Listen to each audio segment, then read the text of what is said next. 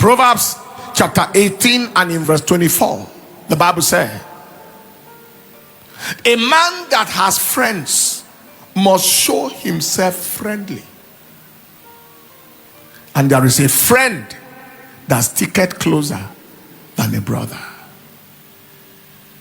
If you are going to have people in your life, if you are going to have people take you serious, if you are going to have people consider that you mean well for them, you must possess a friendly disposition. You know, the Christianity of the 70s was a very, very brutal Christianity. You know, it has its pros and cons. Then the revival fire was very intense, but with that intensity there was a lot of aggressiveness towards unbelievers. Very aggressive. Just look at it. Look at you. You are on your way straight to hell. I remember one day, a young man, and I have met that young man after 40-something years. Because when I was growing up very well, I was very, very adventurous. Everything I did with the whole of my heart. I thank God that God caught me on time. So I was being normal, like a normal young man. And he was looking at me and telling me I was wearing a particular coat, and he said it was a cloth of the devil or something. I looked at him and said, are you normal? Are you okay? What's your business? He's living in America now. I saw him recently, and he remembered the episode 40-something years ago. Do you understand what I'm talking about? It was so confronting. At that time when Christians dealt with you, you don't want to go to church. It was so harsh. It was so confrontational. It was so condemnative. But as we grew, we knew that even the Master Jesus, the one that came to save the whole world, the one we are preaching about, in order to save people because he died, the Bible called him the friend of sinners. Matthew chapter 11 verse 19 said, the Son of Man came eating and drinking, and they said, behold, a man gluttonous and a wine bibber, a friend of publicans, that's tax collectors, and sinners. He said, but wisdom is justified of our children. That is, I know the wisdom I am applying, and I know the reason why I am behaving like this.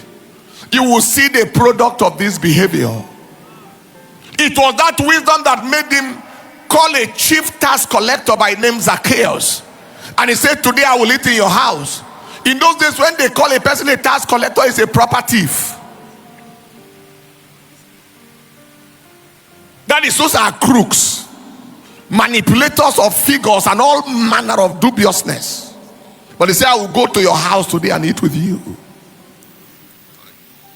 The principle he exemplified was, you can love the sinner without loving the sin. And you can hate the sin without hating the sinner. That is where we have the challenge. Where we hate both the sinner and the sin. Where we throw the child with the child with the poo, we throw it away with the bath water. God is speaking to someone here today. Probably the reason why nobody wants to listen to you is because they think you are so hostile. You are so confrontational, so condemnative.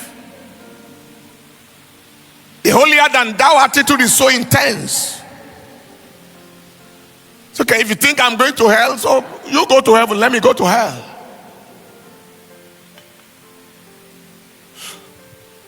We are not talking about sitting down and drinking alcohol with them. That's not what we're talking about. We are not even talking about dressing naked like them. That's not what we're talking about. We are talking about a heart disposition. A heart disposition towards them. You You pity them because nobody will know the right answer in an exam and write the wrong thing. Nobody. Nobody will know for sure that I am going to hell with this life and still follow that life. So your heart is just filled with compassion. This person does not know better. He's destroying his liver with this with this alcoholism. He's destroying his life. So the heart is heavy. You see them with this young man. Stand, the one with the, yes. I went to preach at ShopRite. I saw him with his hair plaited and all manner of look, right? I put my hand on his shoulder. Under the mask, circumstances, I said, look at you, are you okay? Man plaiting hair. Are you gay? I put my hand on his shoulder.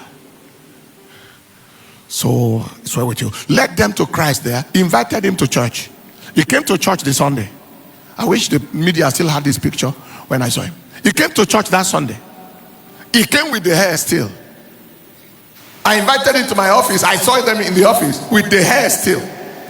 Just keep coming. I didn't force him to scrape his hair. But just go ahead. It was later on and I came and realized that he got transformed. At that time his mouth was highly tobaccoized.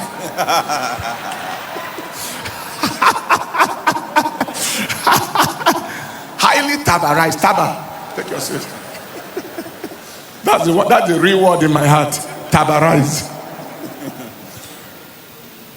Do you understand what I'm saying? He's finished school, he's a gentleman, he's, you know.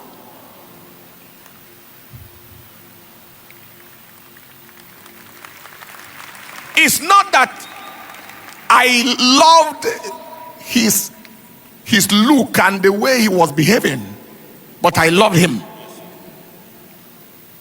I know that someone who can be as aggressive as doing this, when it comes to God, he will be aggressive equally in the opposite, in the good side.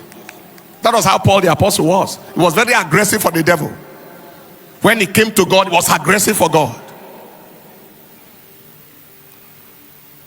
Many of us have lost a lot of people to the enemy, to the world, because we came with a very judgmental and condemnative approach. A woman brought me 3 of our children, and one of them was like the young man I just mentioned plus more. I said, really? You like to look like this? Oh yeah, why not? All right, let's trust God. And the next time I saw him, he had come from outside the country. His look and everything has changed normal. I said, what happened? Nobody forced him, nothing. He just realized that he needed to change that approach. So through the display of love, genuine friendliness, look at what the Bible said in John chapter 13 verse 34 all the way to verse 35.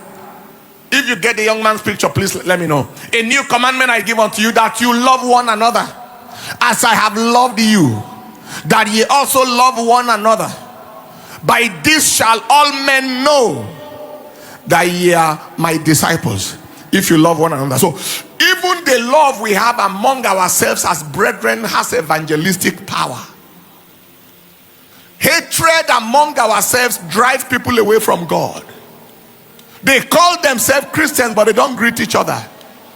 They call themselves Christians, but they don't attend the same meeting. They don't even shake hands. When even people see you talk against your fellow brother, and the unbelieving ones see you, the way how angry and bitter you are with your brother, it drives people. He said, by your love with one another shall all men know that you are my disciples. There are people seated in church beside each other for donkey years. He doesn't know the name of the other person. He doesn't know what they do. Just come, sit, stand and go. Life shouldn't be like that. Somebody you just left church with is stranded by the road. You are driving an empty car. It's nothing like, where are you going, please? Can I assist you? Nothing. It's just your own. These things affect the way the world perceives us. It affects the impact of our gospel. I have so much to say, but I need to go.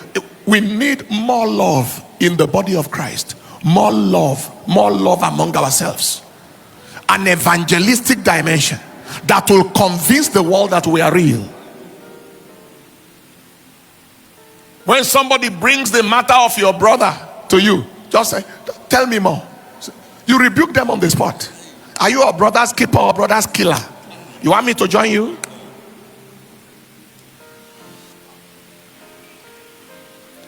By the genuine display.